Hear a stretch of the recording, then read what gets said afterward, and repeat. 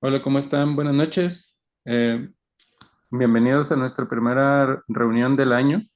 En esta ocasión tenemos el gusto de presentar a un buen amigo. Yo creo que muchos de ustedes también lo conocen. Hemos tenido la oportunidad no solo de trabajar con él, algunos de convivir y otros hasta de jugar con él. Entonces, para mí es un honor presentar al doctor José Iván Castillo Bejarano. Él es profesor por la Universidad Autónoma de Nuevo León, es pediatra egresado de ahí, es infectólogo por la Universidad Autónoma de México, graduado con mención honorífica, tiene un doctorado en medicina con orientación en epidemiología hospitalaria y resistencia antimicrobiana. Es profesor del posgrado en infectología pediátrica en el Hospital Universitario Dr. José Eleuterio González, profesor del doctorado en medicina del Hospital Universitario, jefe de la Unidad de Vigilancia Epidemiológica en Cristos Muguerza, presidente de la Mexican Young Pediatric Infections Disease Network, miembro del Sistema Nacional de Investigadores y recientemente miembro de la Academia Mexicana de Pediatría. Para mí es un honor el que él haya aceptado la invitación para darnos esta plática acerca de un virus que al final de cuentas a lo mejor todos hemos eh, tenido la experiencia de tratar con él, pero se me hizo algo importante ahora que se ha visto en diversas publicaciones el hecho de que de pasar de ser uno de los grandes males de los niños en la etapa invernal, el que pudiera ser una enfermedad ya prevenible. Entonces, creo que hay consideraciones importantes recientes, las cuales podemos escuchar a partir de un experto en el tema. Y pues sin más preámbulo, Iván, te cedo el micrófono y muchas gracias y bienvenidos a todos. No, no, muchas gracias a ti y a todos ustedes por la oportunidad de presentarles esta información, porque el virus fue y es muy retador desde muchos aspectos y más desde el de ustedes de cuidados intensivos. Pero esta charla le quisimos dar un enfoque diferente porque vienen todas estas nuevas estrategias que ya llegaron y también por cómo se ha comportado epidemiológicamente el virus, que ahora afortunadamente ya le dieron más relevancia. Entonces, sin mayor preámbulo, quiero introducirlos primero con todo lo de el aspecto de la virología. El virus sincitial, y eso es importante porque va a haber un switch eventualmente, muy pronto, de los virus que están circulando y de las prevalencias. Porque este virus forma parte de los paramixovirus. Y los paramixovirus se dividen en dos. Del lado derecho, o del izquierdo de la pantalla, están los paramixovirus, que es donde están el parainfluenza tipo 1, 3, el 2, el 4, sarampión y parotiditis. Y hay unos neumovirus, que acá está el sincitial respiratorio, que hay tipo A y tipo B, y está el metaneumovirus, que tiene tipo A y tipo B. Entonces, esto es una parte fundamental porque ustedes vieron recientemente que también hubo un pico de virus sincitial respiratorio junto con metaneumovirus el año pasado, en la temporada 2024-2025. Entonces, eso fue muy importante porque parece que los modelos indican que eventualmente va a ser metaneumovirus quien se ubique dentro de los primeros lugares de ingresos hospitalarios de nuestros niños con infección respiratoria inferior. Ahora, el BCR tiene estas dos proteínas que son muy importantes, que es la de fusión, que esa es la que hace que el virus se una a la membrana de la célula del huésped, que viene siendo esta, y la glucoproteína de adhesión, que esta es con la que se identifican las cepas circulantes para dividirlas en si son A o B. Afortunadamente, esta estructura que tiene una capa solamente tiene A y B, entonces no genera tantos cambios o tantos serotipos y hace que también sea antigénicamente estable. Entonces eso también nos ayuda a que las coinfecciones o mejor dicho, la parte de la protección del A contra el B se mantenga de forma uniforme durante toda la temporada. Entonces, si te da el A, difícilmente te da el B en la misma temporada. Lamentablemente en las siguientes eso se pierde. Entonces, lo que se logró en el 2013 fue que el NIH de Estados Unidos logró separar la glicoproteína de fusión y encontrar una forma más inestable que se llama de prefusión. Entonces, al ver la estructura del virus o de la membrana, aquí están los sitios antigénicos a los que se unen los anticuerpos o los que se pueden unir, que es el 2 y el 4.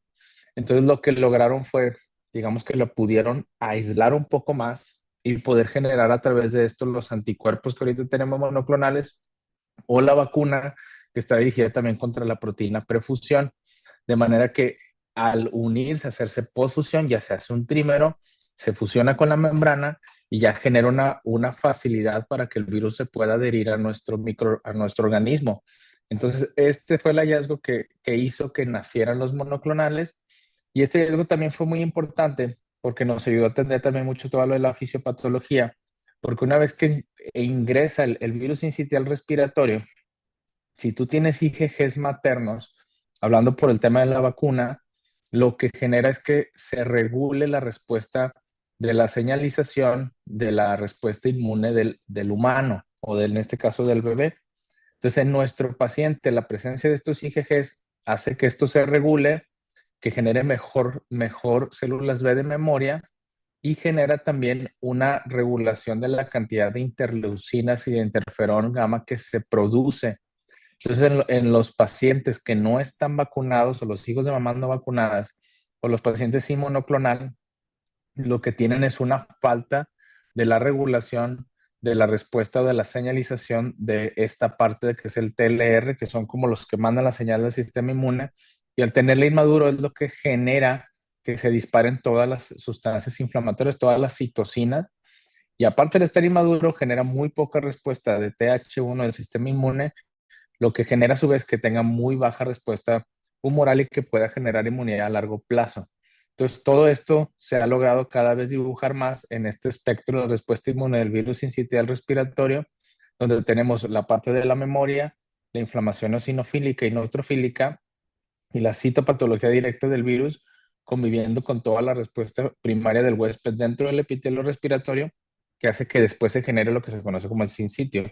Entonces, todo esto nos ha ayudado a entender cómo el virus va a poderse prevenir desde el tema de la vacunación o del anticuerpo monoclonal. Ahora, lamentablemente, el sincitial respiratorio, aunque sí genera una inmunidad fuerte para la temporada, no la genera para largo plazo. Entonces, a la siguiente temporada sí te puedes enfermar. Y esto ya es una información muy antigua porque ya se conoce desde hace muchos años que virus como el rinovirus, al ser más de 100 serotipos, aunque generan una respuesta inmune muy fuerte contra un solo serotipo y no te da la misma temporada, pues hay más de 100 y eso genera que en un solo año te estés enfermando de manera frecuente. En México tenemos también muy fuerte todo el tema de vigilancia molecular. Hay muchos virólogos, hay dentro de nuestra área en infectología pediátrica solo hay un par de infectólogos pediatras que hacen virología y dentro de ellos lo que se hace es la vigilancia molecular del virus sincitial. Este es un estudio de 2025 donde se reportó que en México el sincitial respiratorio tipo A es el más común, pero luego se dividen en linajes, así como tenemos sin influenza que ya salió la variante K2, el virus sincitial respiratorio también está eso. Entonces tenemos estos apellidos del virus sincitial respiratorio tipo A con estos. Y lo que se encontró es que en México el A es el más común, y del B, post-COVID, solamente está circulando un linaje. Y eso va a ser importante a largo plazo, porque con la introducción de la vacuna materna al Programa Nacional de Vacunación, podemos estar viendo si estas mutaciones cambian y se generan estas variantes como la K2 que se menciona de influenza que puedan hacer que disminuya la efectividad de la vacuna materna o que eventualmente se hagan resistentes a nirsevimab. Entonces, afortunadamente, dentro de la vigilancia molecular que tenemos en México, lo que está reportado en el mundo es concordante con lo que está reportado en México desde el 2020 a la fecha. Entonces, no tenemos ahorita linajes en México que hagan que en México específicamente no se pudiera aplicar alguna de las estrategias. Entonces, a nivel epidemiológico, el virus incitial respiratorio sigue siendo pues, el más relevante para nosotros. Los últimos datos que publicó la OMS sobre causas de mortalidad sigue manteniéndose la infección respiratoria baja como la causa número uno de muerte, que es la enfermedad transmisible más mortal del mundo. Está por arriba ya de tuberculosis y de malaria y generó 2.5 millones de muertes en 2023. Los datos se publicaron en 2025, cerrando 2023. Vamos a esperar los datos de este año, pues seguramente vamos a seguir igual. Y el virus sincitial respiratorio, sabemos que el 90% de esas infecciones respiratorias bajas que ocasionan sincitial ocurren en los primeros 2 años de vida, que hay reinfecciones frecuentes y que 1 de cada 5 niños que tienen sibilancias secundarias a virus sincitial van a tener sibilancias recurrentes o van a llegar a desarrollar asma. Eso también ya está perfectamente bien establecido. De toda esa carga de enfermedad, de los 3.6 millones de hospitalizaciones que se reportaron en este artículo de Lancet, el sincitial se come el 50% en algunos de las áreas que se publicaron para este estudio, del 50% de las admisiones hospitalarias en menores de 6 meses. Y de todas estas muertes que se encontraron en el estudio, 97% ocurren en países de pequeños y medianos ingresos, que eso nos abarca a nosotros. Y estos son datos ya 2022, un poquito más adelante de lo que es la pandemia. Y en etiologías ocurrió un fenómeno interesante. Afortunadamente ahorita ya nos volvimos otra vez a la marcha que teníamos un poquito prepandemia. Pero antes de la pandemia sabíamos que sincitial era el 30% de acuerdo a este estudio multicéntrico de neumonía en pediatría. Y fíjense cómo rinovirus y metaneumovirus aquí los tenemos muy de cerca, junto para influenza, incluso por encima de influenza. Al menos esto es en pediatría. Y sabíamos que de acuerdo a la distribución de edad, las muertes que ocasiona sincitial están muy anichadas en menores de 1 año, pero están mucho más anichadas en el menor de 6 meses. Y de esos menores de 6 meses, prácticamente todos están dentro del primer trimestre de vida. También en los adultos mayores de 50, y para eso ya la vacuna materna Abrisbo también genera una buena respuesta inmune en adulto mayor, y GSK también tiene ya vacuna de adulto mayor contra virus sincitial respiratorio, pero es otro capítulo aparte. Entonces, todo esto nos genera una estrategia de salud pública para la implementación de las estrategias que van a venir en este 2020, en este 2026 ya con mucha más fuerza de lo que hubo en el 25. Y nosotros en México sí teníamos ya datos o de estos virólogos que les comento, como los artículos publicados por la doctora Rosy Wong y Daniel Noyola. Ellos son los infectopediatras, yo creo, que más publican de virología de virus respiratorios en México, y publicaron en el 2017 a sincitial con el 22.8% de las causas de neumonía adquirida en la comunidad en menores de 5 años. Y de las causas de ingreso a la terapia intensiva, lo que más documentaron era que los pacientes hubieran usado biomasa en sus domicilios, que fue una estadísticamente significativa, 1.7 veces más riesgo, y uso de biomasa se refieren como a leña. Entonces, ya venía dibujándose desde antes de la pandemia, en el 2017, casuística nacional, pero en ese entonces todavía no había herramientas, había sido 4 años después del descubrimiento de la proteína perfusión.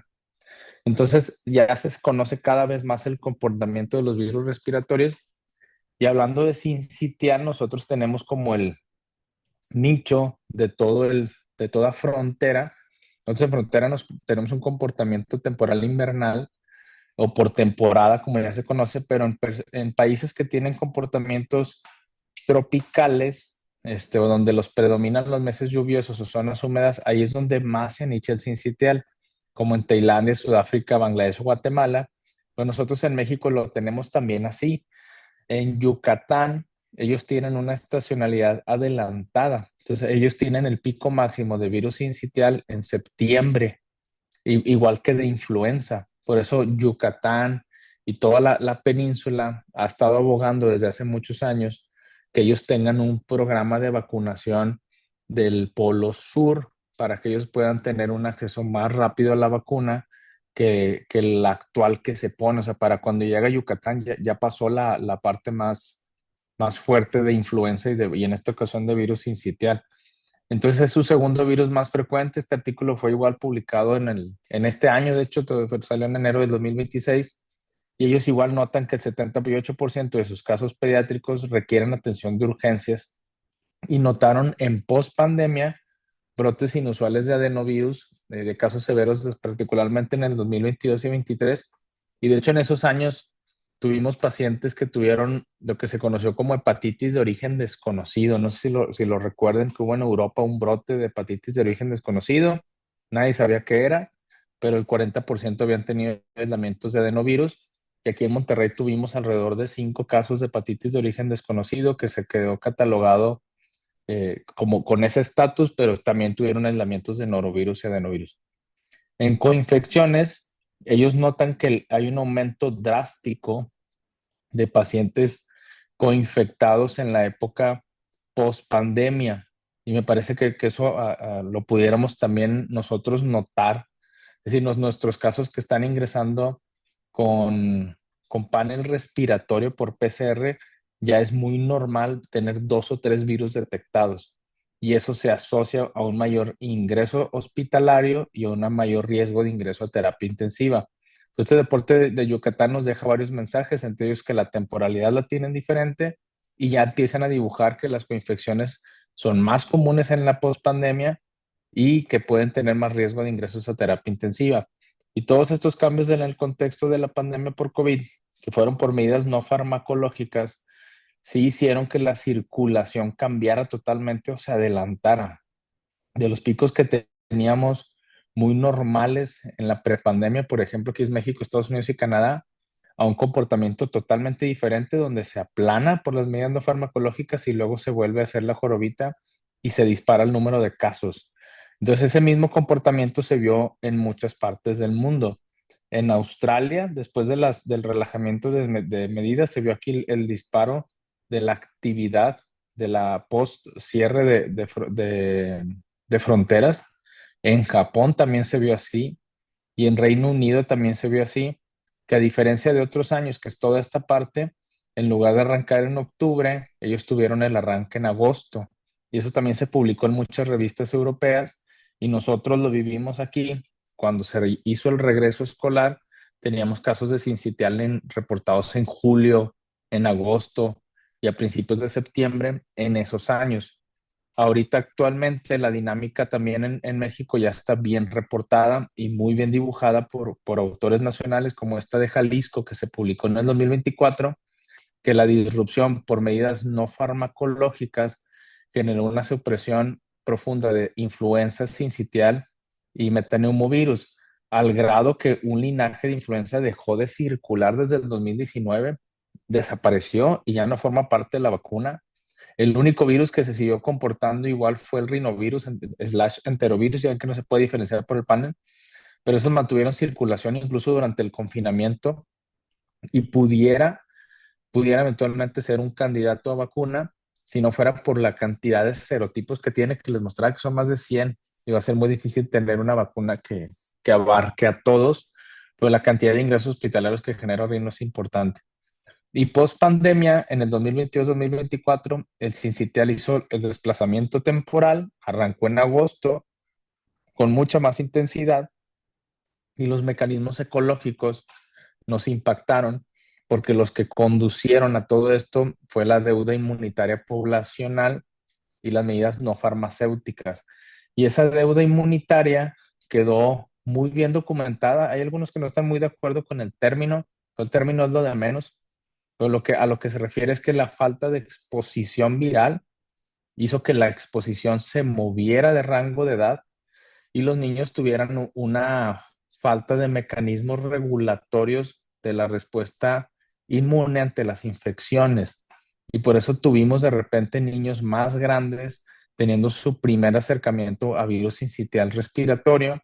Y esa fue la causa por la que por allá de finales del 2021, principios del 22, hubiera muchas hospitalizaciones de repente por niños con 8 días con fiebre, 10 días con fiebre, teniendo un virus respiratorio. Entonces, esa deuda inmunológica generó fenómenos inflamatorios muy importantes y hoy se sabe que los niños de 4 a 6 años tienen mucha menor cantidad de anticuerpos, por ejemplo, contra Streptococcus pyogenes que los niños que nacieron después de la relajación de las medidas. Y con virus sincitial, afortunadamente ya ahorita 2026, ya tenemos otra vez el comportamiento tradicional, al menos en frontera. Entonces todo el norte tiene el comportamiento habitual de olas que empiezan en octubre y luego se apagan en noviembre y diciembre y ya terminan de apagarse en abril. Entonces, nosotros sí tenemos una estacionalidad ya bien dibujada, ya la recuperamos. Eso que les presenté ahorita ya eran datos interesantes históricos, pero ya la recuperamos y ya este último informe epidemiológico cierra de forma normal a como estaba prepandemia con una duración de 6 meses. Este es el último informe, este es el 2025 de cómo se va hasta la semana 53 dibujando, donde todavía está muy activo, junto con rinovirus. Este es adenovirus, estos son otros coronavirus y sincitial y metaneumo, que es el otro que les comentaba, que empieza a tomar mucha fuerza en algunas temporadas y que eventualmente puede llegar a desplazar la cantidad de hospitalizaciones cuando sincitial tenga un impacto asociado a las vacunas. Entonces México, como sí se maneja por olas, particularmente acá en el norte, tiene un fenómeno donde los lactantes tienen esto de 50-50, o sea, 50% de los lactantes nacen antes de la temporada y 50 nacen durante la temporada. Entonces nosotros como territorio nacional podríamos haber apostado una estrategia mixta para tener catch-ups en los niños que nacen en temporada que no se alcanzaron a vacunar, pero ya salieron los lineamientos y se eligió solamente una sola estrategia. Entonces, la caracterización clínica de estos pacientes que ya nacieron en 2022 y 2023 nos muestra que uno de los factores de riesgo de admisión hospitalaria fue que la edad en la que se infectaron esos niños era mayor que los niños prepandemia y no hubo diferencia estadística en comorbilidades. O si se fijan, la única diferencia estadística fue específicamente que se estaban infectando más grandes y eso apoya cómo el comportamiento epidemiológico nacional post pandemia se parece mucho a lo que se reportó en otros países. Y la carga de hospitalización contra influenza en México también es muy importante y ya está bien dibujada. Es un artículo 2024. 31% de los casos hospitalizados se detectó virus sincitial contra solamente 6% de influenza, una tasa de 25.2 por cada 1,000 lactantes comparada contra 4.4 de influenza y una tasa de mortalidad 14 veces más alta por virus sincitial respiratorio que por influenza en un estudio nacional, o sea, con niños mexicanos menores de 5 años. Entonces, el impacto que va a venir post-vacunal va a ser muy interesante de analizar y los predictores de ingreso a terapia intensiva en niños con infección por VCR en prepandemia, es como este estudio de Colombia, edad menor de 6 meses, prematurez, neumopatía y cardiopatía congénita y una coinfección, particularmente con adenovirus, es lo que encontraron. Y en este estudio nacional publicado en el 2024, no encontraron alguno que tuviera significancia estadística más que el retraso en la atención, donde por cada día que un paciente inicia con síntomas y tiene sincitial, por cada día que pasa sin recibir atención médica, se incrementa el riesgo de hospitalización. De esos pacientes que se infectaron, 21% desarrolló infección grave. Y en este artículo fue muy interesante porque la inmunosupresión dio factor protector, pero piensan que pudo haber sido por el aislamiento que tienen esos pacientes inmunocomprometidos. Y el otro factor de riesgo que ya está estudiado en México también y que lo estudió Noyola también es que el 78% de las defunciones en México se explican por el virus sincitial respiratorio. El 78% de las muertes invernales se explican únicamente por el incremento de la temporada de virus sincitial. Todo eso se presentó a través de la Secretaría de Salud, bueno, a la Secretaría de Salud a través de las asociaciones y fue lo que genera que se decidan al final las estrategias de inmunización. Y hay otros determinantes de gravedad, por ejemplo, EPOG en adulto mayor, faltas de respuesta inmunológica, inmunodeficiencias, etcétera. Pero ya sabemos que actualmente el menor de 2 años, particularmente el menor de 6 meses y el adulto mayor van a ser los más beneficiados de la estrategia. Entonces, ya entrando a los anticuerpos monoclonales, palivizumab a partir de este 2026 ya no se va a fabricar, pues prácticamente va a desaparecer. Su laboratorio era AstraZeneca y AstraZeneca se asoció con Sanofi para crear Beyfortus. Entonces, palivizumab prácticamente ya no va a haber. Entonces, nirsevimab se aprobó en julio del 2023 por la FDA y lo que hace nirsevimab es que es una IgG1 recombinante que se va contra la proteína prefusión. Entonces, al tener la inyección, inmediatamente en ese instante ya tienes anticuerpos IgG tipo 1, recordando que hay 5 tipos de IgG, circulando directamente contra la proteína perfusión. Entonces inhibe el paso esencial de la función de la membrana para la entrada del virus a nuestro microorganismo. El tema es el costo que sabemos que salió entre los 8,000 y 9,000 pesos para esta temporada. Lo que podemos tener de ventaja para 2026 es que va a salir Clesrovimab.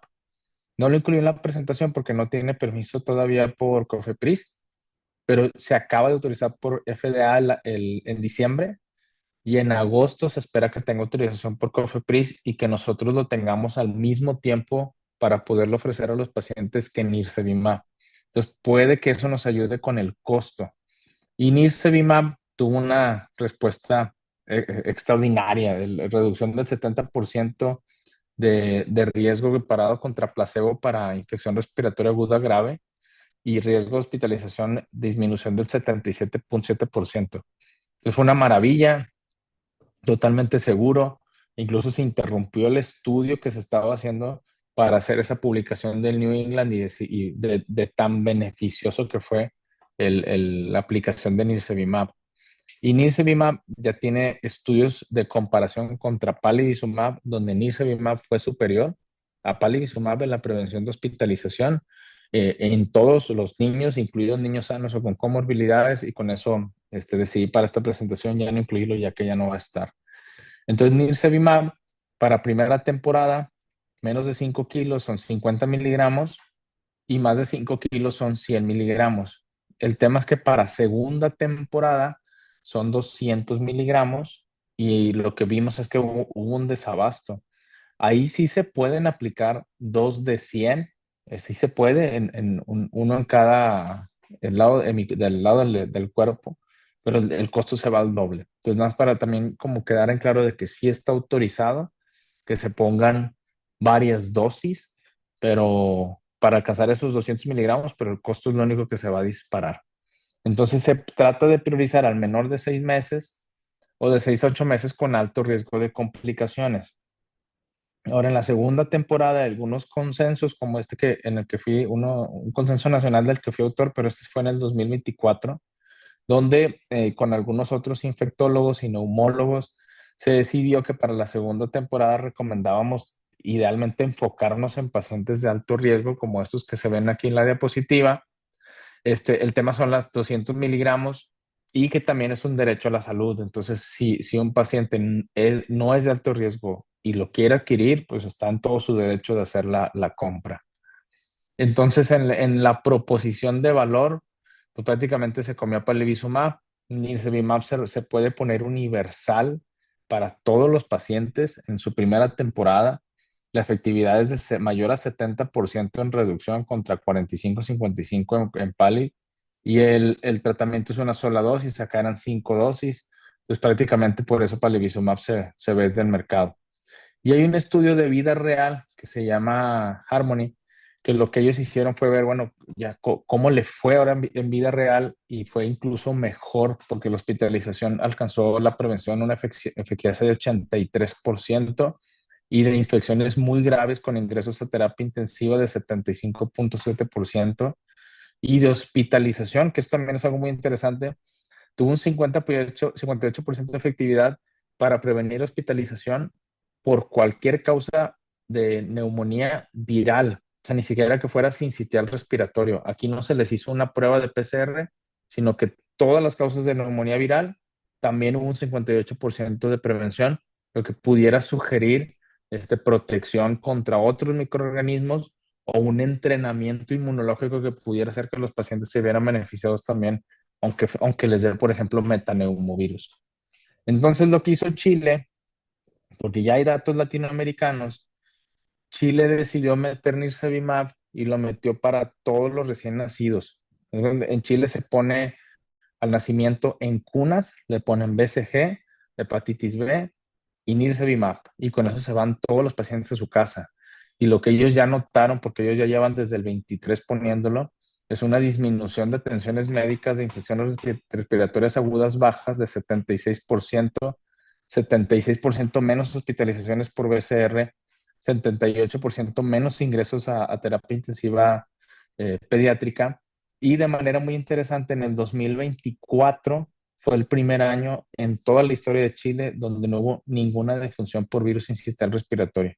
El impacto sanitario estimado de la del 2023 habla de 27,000 días cama, menos días cama, 13,533 menos días cama de terapia intensiva y 40 casi 47,000 consultas menos de urgencias, de atenciones en urgencias. Entonces, todas las reducciones estadísticamente significativas.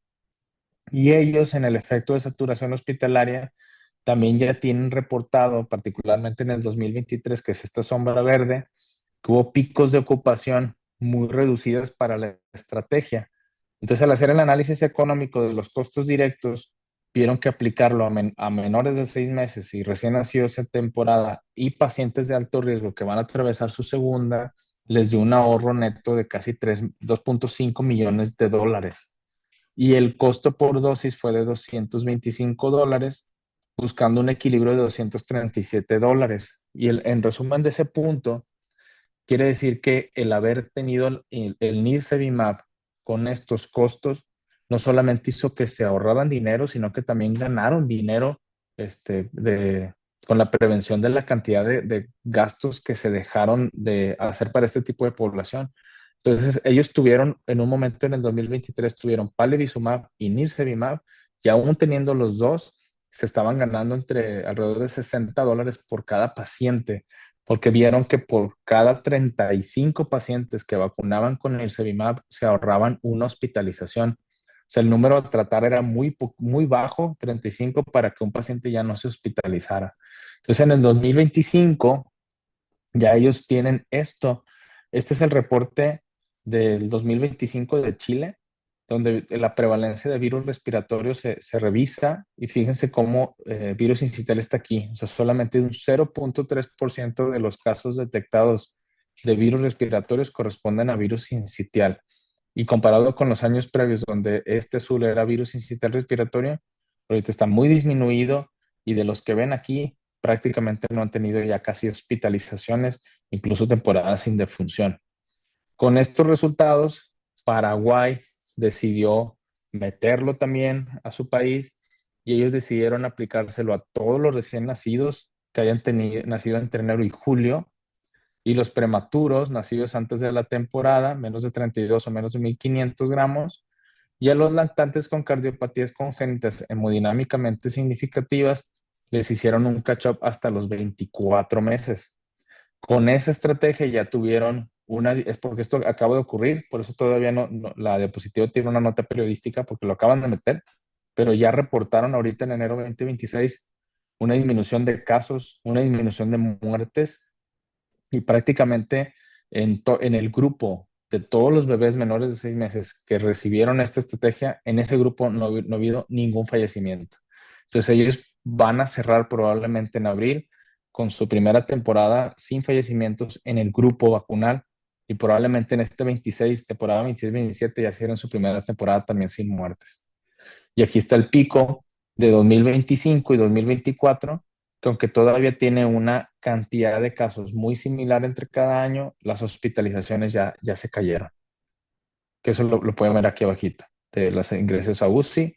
Esto es lo que ya están empezando a observar. Y la otra estrategia, que es la vacunación materna, también tiene una situación muy interesante, porque ahí lo que hicieron fue agarrar la proteína perfusión y hacerla para la vacuna. Entonces, hasta ahorita, Argentina es quien decidió entrar con vacuna. Entonces, Argentina, ahorita les voy a presentar los datos. Entonces, lo que hicieron fue que sí hubo respuesta de anticuerpos neutralizantes al compararlo contra placebo, contra otras vacunas monovalentes, y se quedó ya la recomendación oficial de vacuna bivalente con proteína de fusión en estado de prefusión para todos los pacientes, todas las pacientes de 32 a 36 semanas. Ahora, la cuestión aquí es que ya se estudió la seguridad. Este es el estudio con el que se arrancó todo este tema, porque en el estudio, eso va a ser importante que también para esta temporada, en el estudio se arrancó incluyendo mujeres de 24 semanas de gestación, y se les ponía 120 microgramos de proteína de perfusión, y también placebo. Entonces, los títulos centrados a la cantidad de inmunogenicidad o de anticuerpos que generó la vacuna comparado contra el placebo fue mucho más alta. Entonces, quiere decir que la vacuna fue inmunogénica y los títulos neutralizantes se mantuvieron con los meses en los pacientes. Entonces, no solamente se incrementaron, sino también estaban por encima incluso de lo que tenían como referencia para palivizumab. Entonces se hace el estudio, el estudio de Nielsen y Hermione, el de la vacuna se llama Matiz, y se hicieron en los dos hemisferios, fueron 18 países, más de 7,000 madres participantes y un poquito más de 7,000 neonatos, y lo que hicieron fue darles un seguimiento en junio, septiembre del 2022 y lo siguieron hasta octubre del 23, y este estudio también lo pararon por lo efectiva que había sido la vacuna y no hubo diferencias tampoco entre el grupo de la vacuna y el grupo placebo, es decir, las características epidemiológicas y demográficas eran muy similares. Y las notificaciones de seguridad se dieron a través de un diario y un seguimiento de notificación espontánea a través de una aplicación hasta el mes, y se les dio seguimiento hasta 6 meses después del parto. Y el problema aquí fue que los acontecimientos sistémicos fueron los mismos, o sea, no hubo mayor tema, el tema fue el parto pretérmino. Aquí esta es la cantidad de partos prematuros por debajo de las 37 semanas o de las 34 semanas, y tenemos un mayor número en los pacientes que tuvieron la vacuna, entonces con una P estadísticamente significativa. Debido a esto, la FDA y la SDC de Europa decidieron que no se podía poner, o sea, si la aprobaron, pero no se puede poner en pacientes con menos de 32 semanas de gestación. Y eso es un tema porque el pico de IgGs arranca en la semana, se puede generar desde la semana 20, pero a partir de la 28 es cuando empieza a haber un incremento importante, pero nos deja una ventana muy cortita para ponerlo entre la 32 y la 36. Entonces, todo esto hizo que hubiera un boom. Ya se hace la autorización de la vacuna. No hay estudios hasta ahorita de vacuna contra nirsevimab. No creo que los haya. Y no hay estudios tampoco que nos digan todavía si una paciente se aplicó la vacuna en el embarazo, si le puede poner al bebé nirsevimab. Eso tampoco ha habido estudios. No se sabe qué pasaría al respecto. No creo que pase nada más que tenga las dos herramientas, pero hasta la fecha no ha habido ningún artículo publicado. Sabemos que las pacientes que se vacunan tienen una inmunidad mantenida hasta los 6 meses, como se puede ver en esta curva de ROC de incidencia acumulada de casos de infección respiratoria aguda baja. Y pues la FDA al final saca la recomendación y son embarazadas de 32 a 36. Y de esto, al final, la efectividad cierra con 81,8% para reducir infección respiratoria aguda grave baja dentro de los 90 días después del nacimiento y 69% hasta los 180 días después del nacimiento. En cuanto a la circulación viral de Argentina, porque Argentina ve esos datos y dice, bueno, yo la voy a implementar en el país, antes de implementarlo, publican en el 2025 cómo está su circulación viral y ellos notan prepandemia y pospandemia un incremento importante de la cantidad de virus detectados en los pacientes, con una tendencia de aumento. La prevalencia de sincitial en el post-pandemia la tienen todavía en una fase de desplazamiento. Nosotros vimos que en México eso ya cambió, pero Argentina está en el hemisferio sur y ellos notaron un incremento de metaneumovirus con una emergencia notable y de parainfluenza. Ellos todavía tienen el adelanto pico del adelanto de las 4 semanas que nosotros ya vivimos y notan que los factores de riesgo para infección en comparación con los otros virus versus sincitial son comorbilidades en al menos de 6 meses y la prematurez. Entonces ellos la prueban en el 2023 y en diciembre del 23 entra el Programa Nacional de Vacunación y con una N de 1340 hacen un reporte de vida real y demuestran que la efectividad ajustada es de 78,7% y de efectividad cruda de la vacuna ya se queda en 68,2%, pero las semanas epidemiológicas en comparación con los años previos queda muy disminuida porque son estos de azul. Entonces empiezan a ver ya un impacto importante. Y Argentina tiene ya muy buenos datos hacen varias publicaciones y ya se hace o se alcanza a hacer un metaanálisis para ver la eficacia y el costo efectivo de la vacuna materna, donde ellos notan 53% menos riesgo de cualquier infección por BCR y 64% disminución del riesgo de enfermedad severa. Y aquí este es el punto importante, que ya saliendo a vida real, no hubo incremento significativo de partos prematuros en ningún estudio de la vida real. Entonces tampoco hubo diferencias en los casos de preeclampsia, hipertensión gestacional o mortalidad neonatal. Y se habla de que la prevención anual podría estar salvando hasta 18, 20, hasta 228 muertes neonatales evitadas. Entonces el mensaje va a que aunque en México se sacó la recomendación, es totalmente segura de aplicar y no aumenta el riesgo de parto prematuro. Ahora, en México se publica este estudio en el 2025 para ver en este modelo cómo sería el costo-efectividad de la vacuna y teniendo un 33%, una disminución del 33% de hospitalizaciones y ajustando una disminución del 30% en mortalidad anual, este modelo indica que México pudiera ahorrarse 1.754 millones de pesos si implementa la vacuna e incluso no nada más se pudiera ahorrar, sino que México podría estar hasta ganando dinero si metía la vacuna, siempre y cuando la vacuna tuviera un umbral de alrededor de 3.700 pesos. Es decir, que el gobierno pudiera negociar que le vendieran la vacuna a un cierto rango y si no, no iban a poder salir a la cartilla nacional de vacunación. Entonces, con ese modelo de costos médicos y de días de cambio y todo, se decidió hacer la negociación que al final terminó empujando a que entrara la vacuna. SLIPE, que es la Sociedad Latinoamericana de Infectología Pediátrica, recomienda, eso es en el 2025, que la estrategia, si vas a usar monoclonal, pues que la uses universal.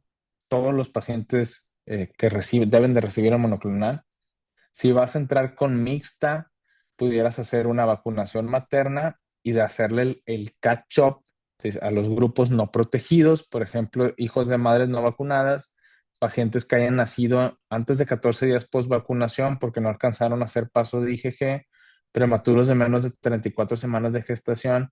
Entonces, es cuenta que tienes al paciente que se vacunó materno, pero entra en estos, van con irse, o todos los que no se vacunaron van con irse y eso a través de apoyos de gobierno. Y en costo efectividad, pues bueno, ver que en países de ingresos bajos y medios, si el precio oscila entre 3 y $5 por dosis, pudiera la vacuna alcanzar una ganancia incluso para el país.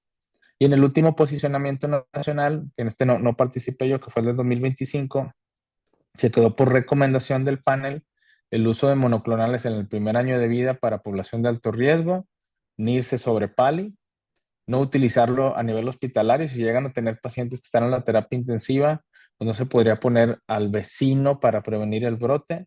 Nosotros no hay evidencia de eso. Y se recomienda la aplicación de la vacuna entre la semana 32 y 36 de gestación por los datos de riesgo de parto prematuro que había hasta ese momento.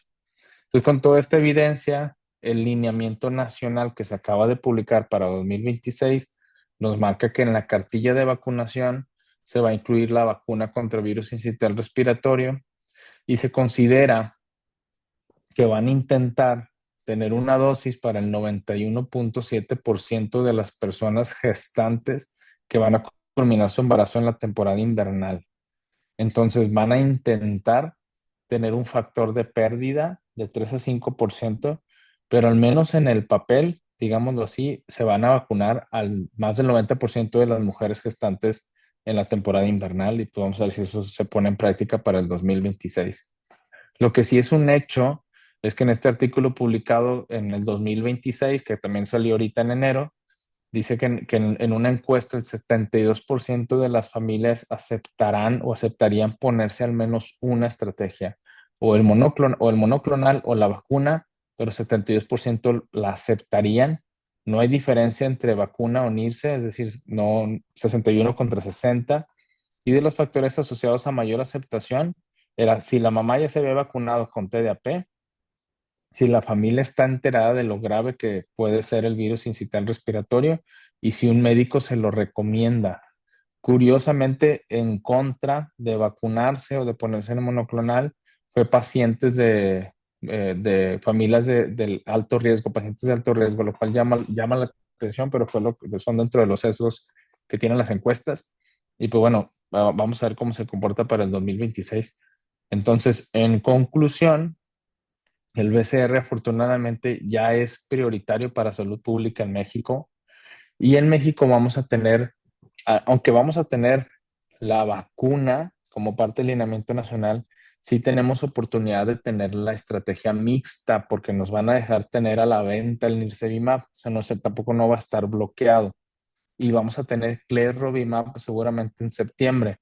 Entonces, todos esos pacientes, hijos de mamás no vacunadas o que entran en estos factores de riesgo que les comentaba, como menos de 14 días de haberse puesto la vacuna y ya entró a parto cesárea, pueden tener el acceso al nirsevimab y que ambas estrategias son seguras y efectivas.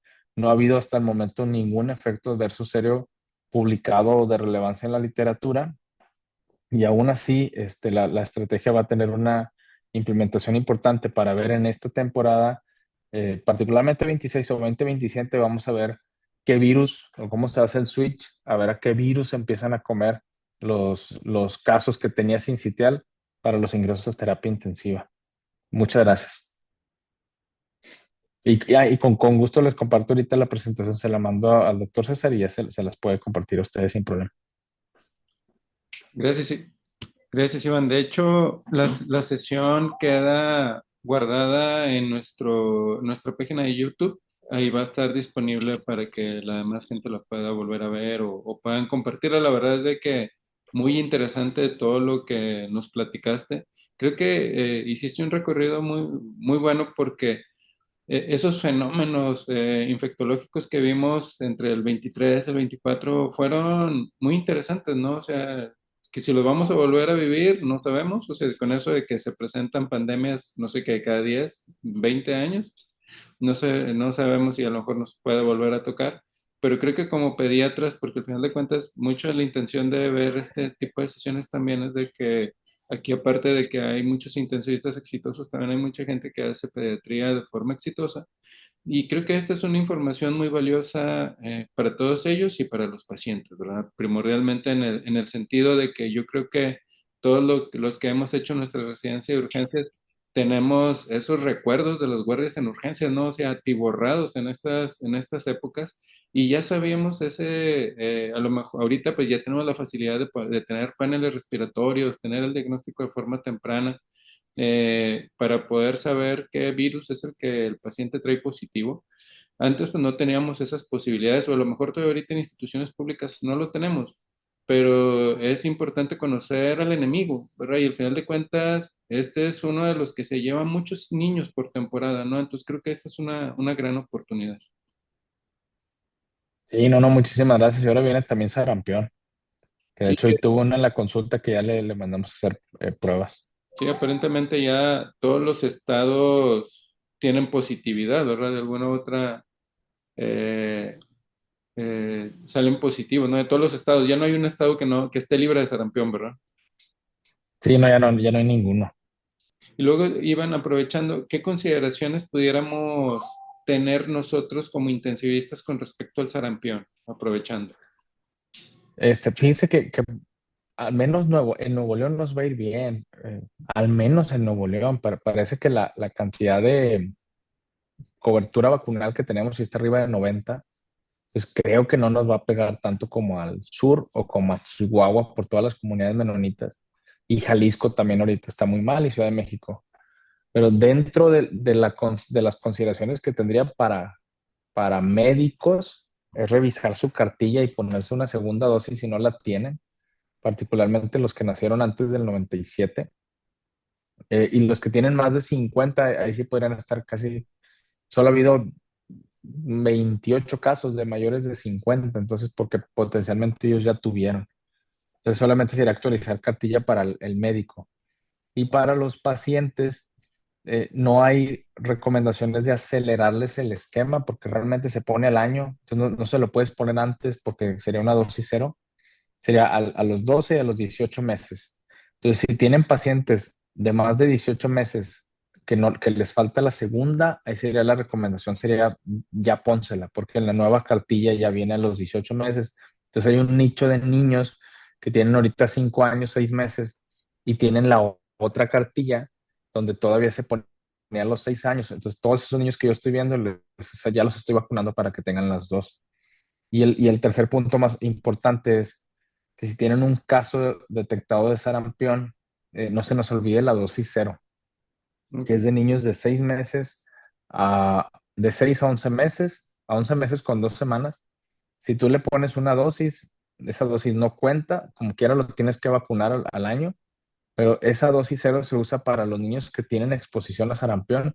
Entonces, ya sea que sepan que hay casos ahí o que se vayan a ir a lugares donde hay casos reportados. Por ejemplo, antes decíamos, bueno, se van a ir a Europa, pues se tiene que poner la dosis cero. Y ahorita estoy poniendo dosis cero para niños que van a la Ciudad de México. De hecho, este paciente que vi hoy tiene 11 años y fue a la Ciudad de México del 12 de diciembre al 2 de enero y el jueves empezó con tos, conjuntivitis y exantema y trae manchas de Koplik. Yo creo que son las primeras manchas de Koplik que veo, sinceramente, porque nunca había visto unas manchas de Koplik, pero las vi y dije, esas son manchas de Koplik, o sea, estaban muy, muy de libro y se hizo las pruebas y todo. No recuerda la mamá si la cartilla está completa. Entonces, los viajes, aún siendo nacionales, si van a ir a Chihuahua, por ejemplo, yo les pondría dosis cero. Chihuahua, Guadalajara y Ciudad de México. Ok, no, muchas gracias. Muy interesante Mm. información, muy importante. Pues no sé si por parte del auditorio hubiera alguna pregunta y en lo que vemos si levanta la mano, pues Iván, aprovecho para agradecerte mucho. La verdad es de No, que no, muchas gracias a ustedes. la sesión de terapia es un foro abierto. Te agradecemos mucho el hecho de que hayas aceptado la invitación y la información que nos proporcionaste. Esta sesión, como te platico, se queda grabada en nuestra página de YouTube para que esté a disposición de toda la gente. Ahora es pública. Y bueno, mira, pues yo creo que ahorita no hay algún tipo de comentario. Después pasamos tu contacto Sí, para que la gente pueda tener la oportunidad de en un momento dado apoyarse contigo.